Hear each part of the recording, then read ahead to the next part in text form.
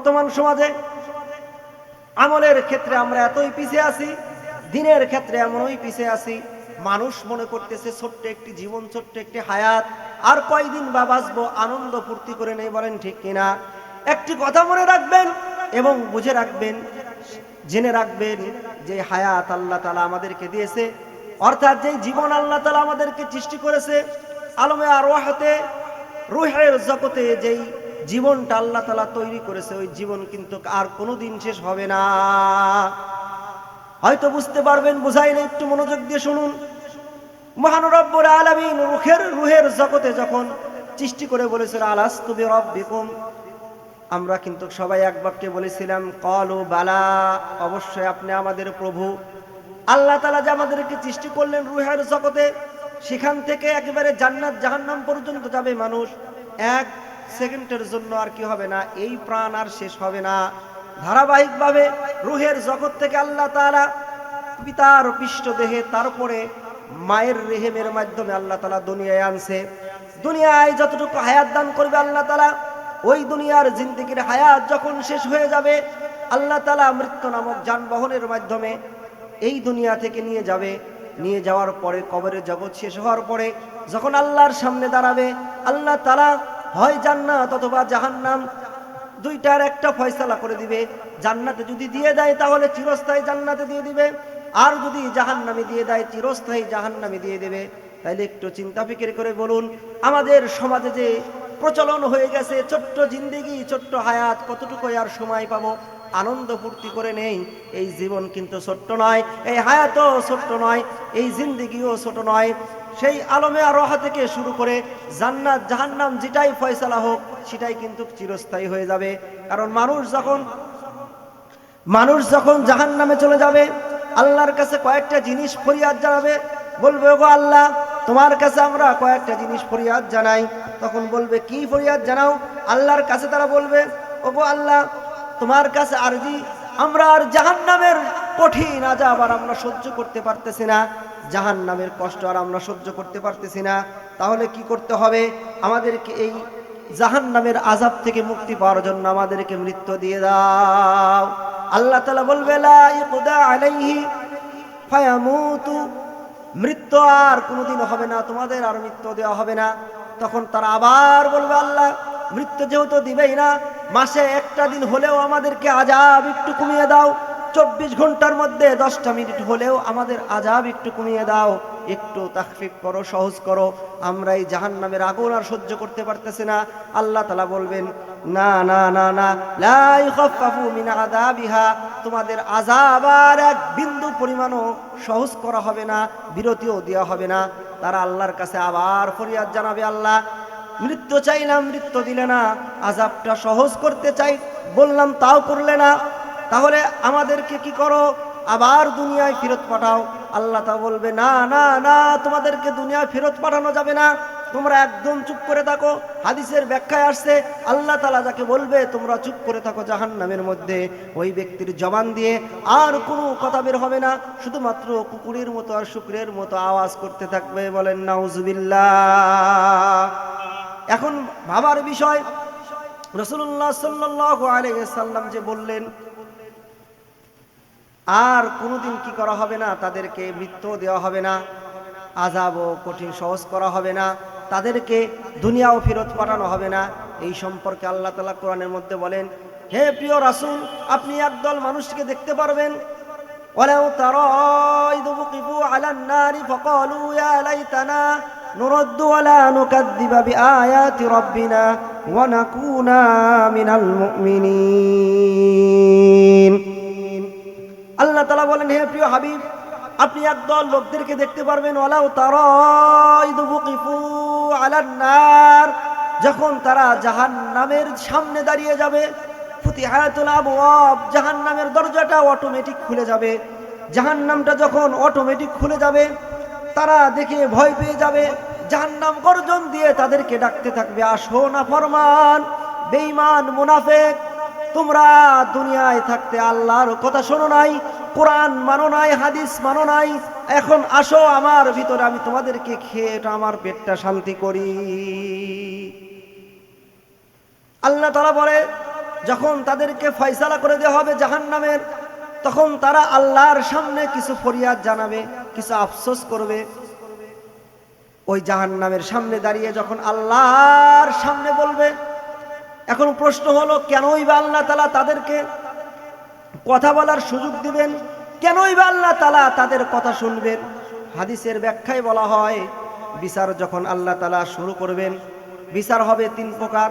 তার এক প্রকার হলো ইন্নাল্লাহা লা ইয়ানজুরু ইলাইহা, এমন ব্যক্তি তাদের দিকে আল্লাহ তাআলা বিন্দু পরিমাণও নজর করবে না, একটুকু তাকাইবে না, বিনা হিসেবে জাহান্নামে দিয়ে দিবে।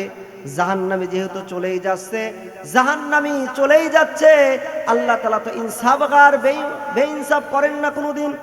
আল্লাহ তাআলা কি করবেন?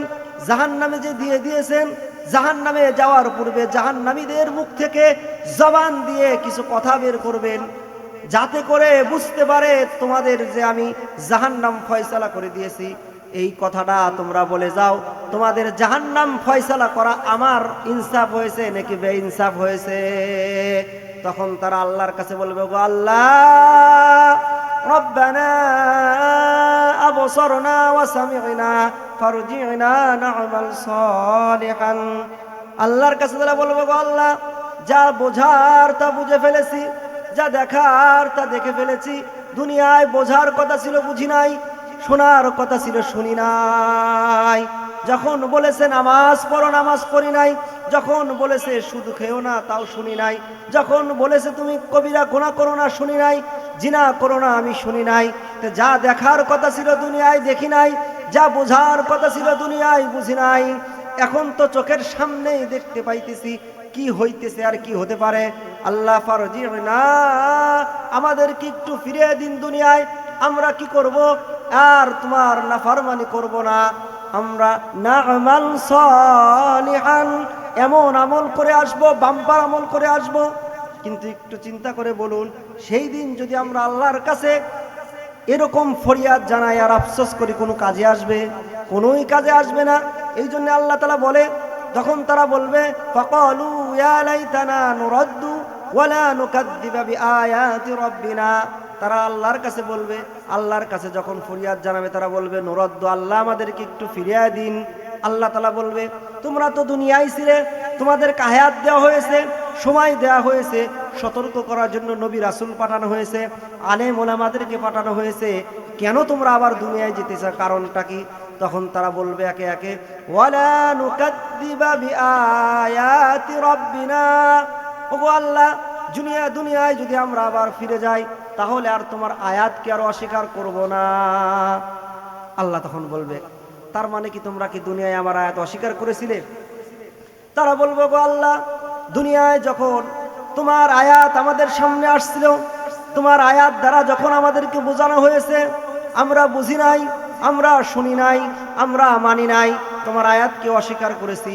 আমরা মনে করেছি আর কোনোদিন কিয়ামত হবে না, আর কোনোদিন আমাদের তোমার সামনে দাঁড়াইতে হবে না। কিন্তু এখন তো আমরা চোখের সামনে সব দেখতে পারতেছি, এই জন্য আমাদের কি নুরাদ্দু, একটু ফিরিয়ে দিন। ওয়ালা নুকাদ্দিবা বিআয়াতি রাব্বিনা, আর তোমাদের আয়াত, তোমার আয়াত আর আমরা অস্বীকার করব না। ওয়া নাকুনা মিনাল মুমিনিন, মুমিন হওয়ার কথা ছিল কিন্তু আমরা মুমিন হই নাই। ঈমানদার হওয়ার কথা ছিল, আমরা ঈমানদার হই নাই।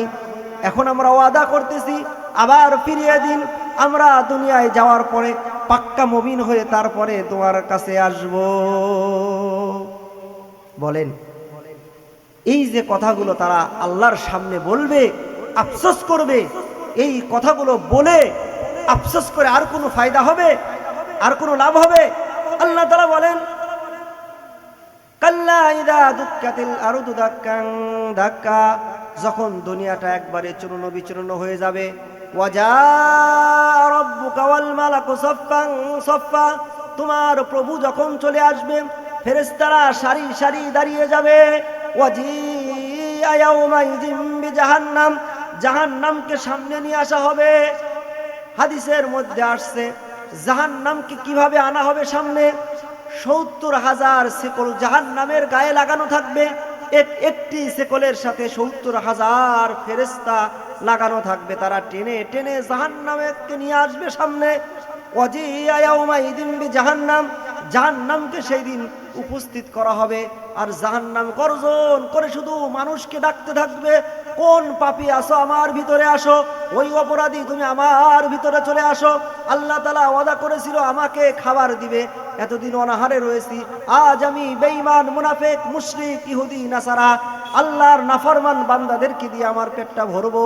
ইয়াউমা ইদি ইয়াতাযাক্কারুল ইনসানু ওয়া আন্না লাহুদ যিকরা, সেদিন মানুষ স্মরণ করবে দুনিয়ার কথা, কিন্তু সেই স্মরণ আর কোনোই কাজে আসবে না। আর শুধু বলতে থাকবে ইয়াকুলু ইয়া লাইতানি কদ্দামতু লিহায়াতি, হায় হায় আফসোস, যদি দুনিয়ায় থাকতে অগ্রে যদি কিছু প্রেরণ করতাম, কবরের জন্য যদি কিছু প্রেরণ করতাম, হাসরের জন্য যদি কিছু প্রেরণ করতাম, তাহলে তো আর আজ আমাদেরকে জাহান্নামে এইভাবে ডাকতে পারতো না, জাহান্নামের গর্জন শুনে আমরা ভয় পেতাম না। শুধু এই কথা বলতে থাকবে, ওয়ায়াকুলু ইয়া লাইতানি কদ্দামতু লিহায়াতি, আফসোস করতে থাকবে, আফসোস করতে থাকবে যে কি করলাম কি করলাম।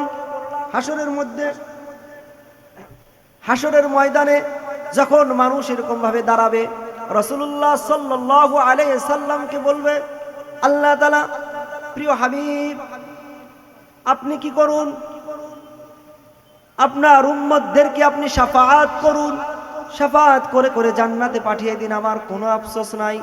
কিন্তু একটি কথা, ফাকাইফা ইযা জিনা মিন কুল্লি উম্মাতিন বিশাহীদিন ওয়া জিনা বিকা আলা হাউলাই শাহীদা। এই কোরআনের আয়াত এটা বলা হচ্ছে তোমাদের মধ্য থেকেই সাক্ষী বানানো হবে।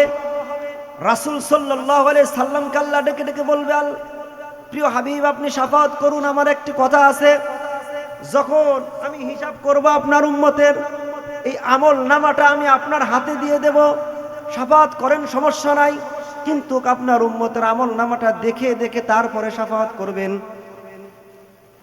প্রিয় হাবিব যখন যদি কি করে, ওই সময় যদি আমার আপনার আমল নামা আল্লাহ তাআলা প্রিয় হাবিবের হাতে দিয়ে দেয়, আর যদি রাসূল সাল্লাল্লাহু আলাইহি সাল্লাম আমার আপনার আমল নামাটা উঠায় দেখে, শনিবার চলে গেল, ফজর নাই, জোহর নাই, আসর নাই, মাগরিব নাই, ঈশা নাই, শনিবার সুদ, রবিবার ঘুষ, এভাবে একের পর এক জিনা, ব্যভিচার, অন্যায়, জুলুম, অত্যাচার সমস্ত কিছু দিয়ে ভরা আমার আমল নামায়, সেদিন যদি রাসূল আমাকে আপনাকে প্রশ্ন করে, ওগো উম্মত তোমার জন্য আমি 23টি বছর কান্নাকাটি করেছি, তোমার জন্য আমি 23টি বছর আল্লাহর রাস্তায় আমি সময় ব্যয় করেছি, তোমার কি মনে নাই তায়েফের ময়দানে আমি গিয়েছিলাম, আমার পিঠটা ঝাঁঝরা করে ফেলেছিল, ওগো উম্মত তোমার কি এক বিন্দু পরিমাণও মনে হয় নাই উহুদের ময়দানে আমার দান দান শহীদ করেছিলাম,